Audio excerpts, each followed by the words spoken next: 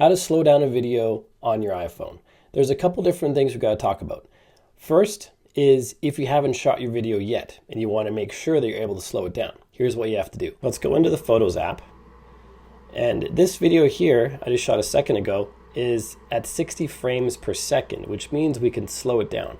The video looks normal speed now, but if we tap on this little filter icon down here, and then at the top, we will see this little speed dial.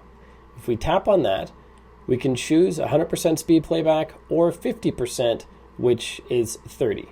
And the 100% is the 60 frames. So if we play this now, let me adjust this. I'll tell you what I'm doing in just a second. First, I want to show you the results. So if we play this now, we have my hand coming in, and then it goes to slow motion.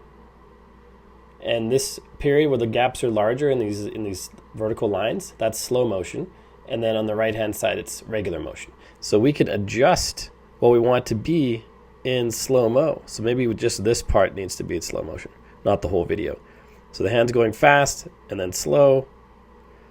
Then it comes back and it goes regular speed again.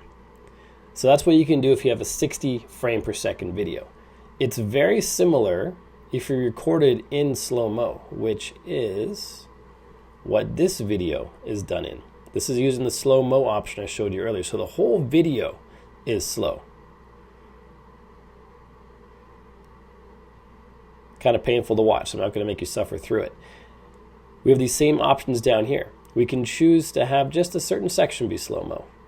So this will be less painful if we start the video right there. In fact, it's still painful because we went from slow-mo over here to even slower-mo. Look how slow that is, but look how clean that is. It's not jumping around, it's not jittery, and that's because slow motion was recorded at 240 frames per second instead of 60, so you can slow it down a lot and have it still be a great looking video.